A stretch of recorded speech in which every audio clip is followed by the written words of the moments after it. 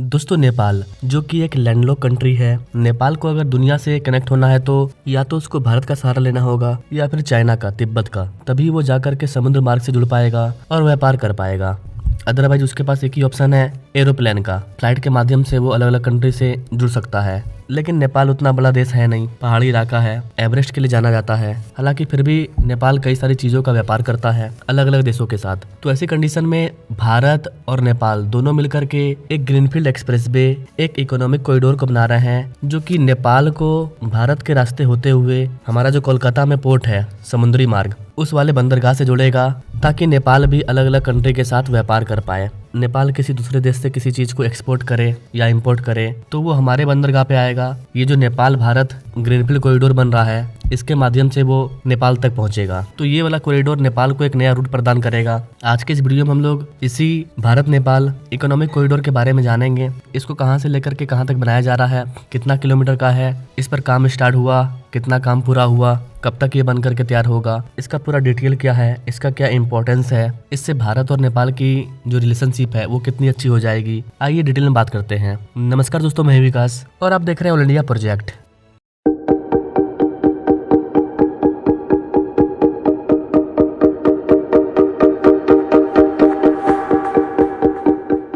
Guys, Bharat Nepal 6 लेन का greenfield expressway है और इस वाले प्रोजेक्ट के लिए अभी लैंड एक्वाजिशन का काम स्टार्ट हो चुका है। भूमि का अधिग्रहण चल रहा है। इस वाले कॉरिडोर को बनाने के लिए अलाइनमेंट अप्रूवल कमेटी की जो हरी झंडी है वो मिल चुकी है। दिल्ली में सड़क परिवहन व राजमार्ग मंत्रालय के सचिव, उनकी अध्यक्षता में हुई एक कमेटी की बैठक के बाद संबंधित जिलों को भूमि अधिग्रहण करने के लिए एक प्राधिकार जो कि भूमि अधिग्रहण करेगा, उसको बनाने का निर्देश दिया गया। यहाँ पर कैसे आपको बता दें कि नेपाल का जो बॉर्डर है वो भारत के बिहार राज्य से जुड़ा हुआ है। तो ये जो इकोनॉमिक कॉरिडोर बन रहा है, इससे बिहार को काफी ज्यादा फायदा होगा। जी हाँ गाइस, क्योंकि ये वाला कॉरिडोर बिहार के 11 जिलों से होकर के गुजरने वाला है। इस वाले एक्सप्रेसवे की टोटल लंबाई करीब करीब 585 किलोमीटर होने वाली है। जी हाँ गाइस, 585 किलोमीटर। कंस्ट्रक्शन कंपनी को इसके लिए 4866 अर्थात करीब करीब हमें 4900 हेक्टेयर भूमि की आवश्यकता होगी। 60 मीटर चौड़ा ये रोड बनेगा, लंबाई 585 किलोमीटर। ये एक्सप्रेसवे बेगूसराय के वीरपुर गांव के पास गंगा नदी पर लगभग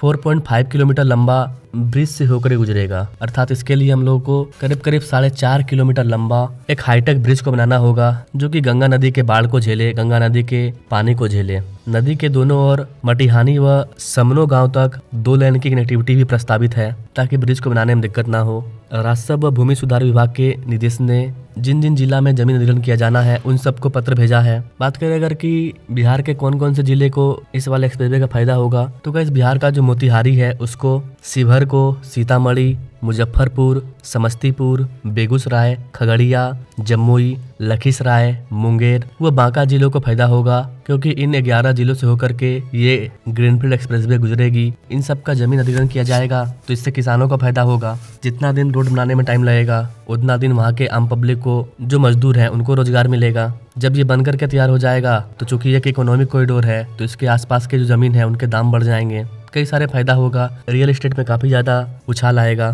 तो इन जिलों के जो अधिकारी हैं, जिला अधिकारी, उनको पत्र भेजा गया है और एक सक्षम प्राधिकारी को नामित करके यहाँ पर भूमि अधिग्रहण का काम स्टार्ट किया जा रहा है। ये जो ग्रीनफील्ड एक्सप्रेसवे है, ये भारत नेपाल सीमा पर रक्सौल से शुरू होगा। रक्सौल एक जगह है जो कि भारत और नेपाल के सीमा पे पड़ता है, वहां से ये शुरू होगा। यही नेपाल का एंट्री पॉइंट होगा भारत में। रक्सौल के पास नेपाल के लोग, नेपाल के बिजनेसमैन, जो भी लोग इस वाले इकोनॉमिक कॉरिडोर का यूज करेंगे, उनके लिए जो एंट्री पॉइंट होगा वो रक्सौल होगा। रक्सौल से लेकर के ये वाला एक्सप्रेसवे आगे कोलकाता के दुर्गापुर वन क्षेत्र को बचाते हुए NH-19 पानागढ़ व वर्धमान के बीच समाप्त होगा, अर्थात कोलकाता तक जाएगा, कोलकाता पोर्ट तक। NH-19 से आगे हल्दिया बंदरगाह आता है। हल्दिया पोर्ट जो कि कोलकाता में है, ये उस हल्दिया पोर्ट तक जाएगा। तो पश्चिम बंगाल में जो अलाइनमेंट का काम है वो राज्य सरकार करेगी।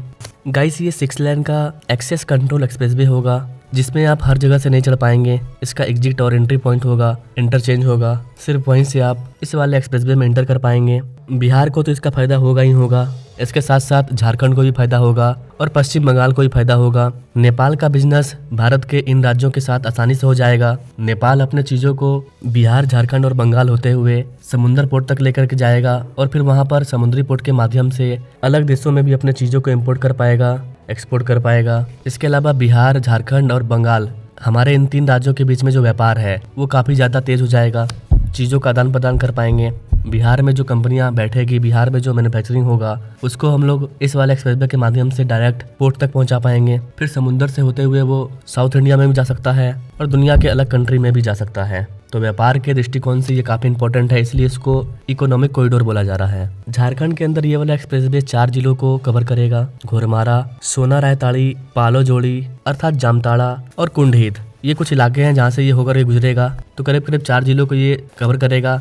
पश्चिम बंगाल में भी कई जिलों को फायदा होगा। जगह की बात करें तो बोलपुर, आरामबाग, राजहट्टी, पूर्व मंदनापुर और हल्दिया बंदरगाह, इन क्षेत्रों को काफी ज्यादा फायदा होगा। एक्सप्रेसवे का रणनीतिक संरेखन औद्योगिक और कृषि केंद्रों को जोड़ेगा, जिससे पूरे क्षेत्र में माल और लोगों की निर्बाध आवाजाही संभव हो पाएगी। इस वाले एक्सप्रेसवे का जो लंबाई है वो 650 से लेकर के 719 के बीच में है। एग्जैक्ट लंबाई 685 किलोमीटर बताया जा रहा है। सरकार का प्रयास है कि हम इसका डिस्टेंस को कम से कम कितना कम कर सकते हैं।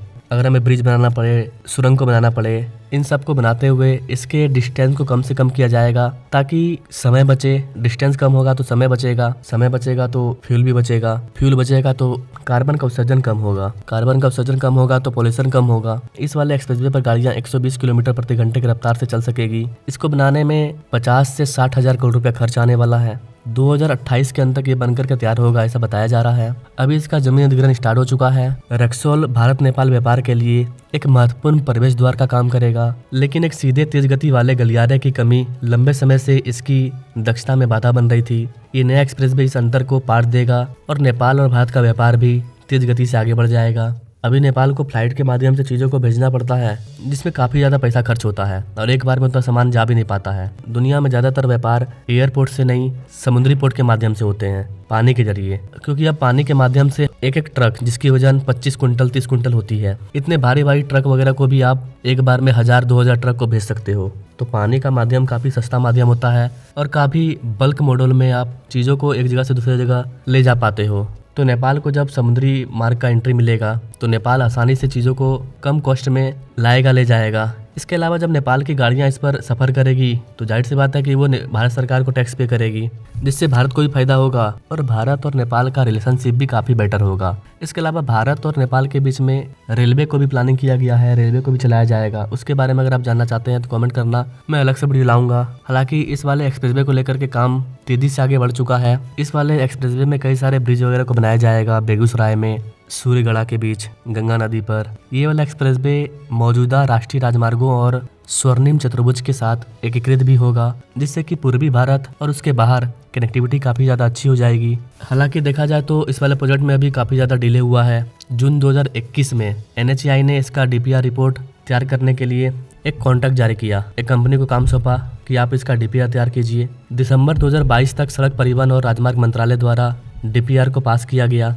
अर्थात DPR तैयार होने में 1 साल का समय लग गया। उसके बाद से इस वाले एक्सप्रेसवे का जो काम है वो ठंडे बस्ते में चल गया, कोई भी जानकारी नहीं मिला और इसमें काफी ज्यादा डिले हो गया। फाइनली मध्य मई इसी साल 2025 में इस वाले संरेखन को मंजूरी दिया गया, भूमि अधिग्रहण का काम शुरू हुआ। उसके 1 महीने बाद जून 2025 को केंद्र सरकार द्वारा इस वाले मार्ग के अनुमोदन को अंतिम रूप दे दिया गया और अभी वर्तमान में जमीन अधिग्रहण स्टार्ट है और बताया जा रहा है कि 2028 के अंत तक ये बनकर के तैयार होगा। हालांकि इसको लेकर के बड़ी अपडेट आएगी तो उस पर मैं अपडेटेड वीडियो लाता रहूंगा। अगर ये एक्सप्रेसवे बन जाता है तो समय काफ़ी ज़्यादा कम लगेगा। नेपाल से पश्चिम बंगाल मात्र 8 घंटे में पहुंचा जा सकेगा। झारखंड देवघर से पटना या फिर कोलकाता से, या फिर पटना से कोलकाता, या फिर देवघर से कोलकाता मात्र 3 घंटे में पहुंचा जा सकेगा। आर्थिक उत्थान होगा, बेहतर बाजार पहुंच होगा, नए निवेश के अवसर मिलेंगे, लोग किसान अपने चीज़ों को बड़े मार्केट में जाकर के आसानी से बेच पाएंगे, कई सारे रोजगार सृजन होंगे, विभिन्न क्षेत्रों में हजारों नई नौकरियां अवेलेबल होगी, यात्रा सुरक्षित हो, इसके लिए इसको प्रवेश नियंत्रित बनाया गया है।